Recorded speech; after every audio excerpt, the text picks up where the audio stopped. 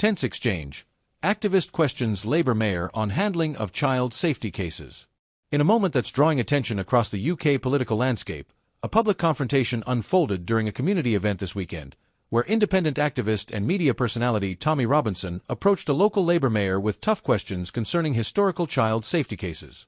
The exchange, which was captured on video and later shared across social media, has sparked conversations about transparency, accountability, and the role of citizen activism in public discourse. While the tone of the exchange was heated at times, the incident remained peaceful and was handled without any physical altercations or police intervention. What stood out, however, was the emotional intensity behind the activists' questions and the careful, sometimes reserved, responses from the local official. The incident occurred during a town hall-style meeting organized by local officials to discuss ongoing community projects and safety measures. The event, attended by both residents and press, was intended as an open forum for constituents to raise concerns and hear directly from elected leaders. Midway through the event, Tommy Robinson, known for his controversial political activism and past involvement in high-profile media projects, entered the venue and began questioning the Labour mayor about how past child protection failures were addressed in the area. His line of questioning focused on whether authorities had done enough in previous years to protect vulnerable children from exploitation, and whether current leadership is doing enough now to prevent similar tragedies. The activist raised several pointed concerns, including whether local officials had acknowledged the scale and nature of historical abuse cases, what steps have been taken in recent years to investigate past failures, whether political considerations had ever taken precedence over safeguarding responsibilities. These are not new questions in British politics. Over the past decade, revelations of historical child abuse and exploitation in multiple towns across the UK have led to public inquiries, political resignations, and national soul-searching. However, these issues remain emotionally charged, and many feel the official response has been too slow or too guarded. The Labour mayor, clearly taken aback by the direct approach, responded by emphasising the progress the council has made in recent years.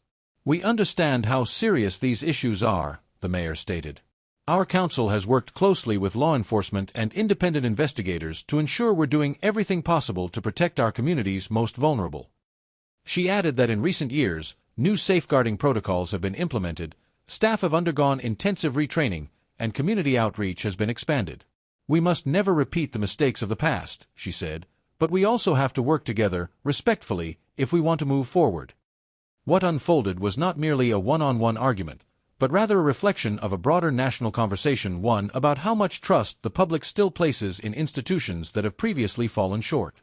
Robinson's approach may be seen by some as confrontational, but others view it as a necessary push for public transparency in matters that have long been clouded by bureaucracy and political caution. Critics argue that turning public forums into viral confrontation zones risks undermining the very democratic dialogue they aim to promote. Yet supporters of such direct engagement insist it's the only way to hold leaders accountable, especially when institutional channels appear slow or unresponsive.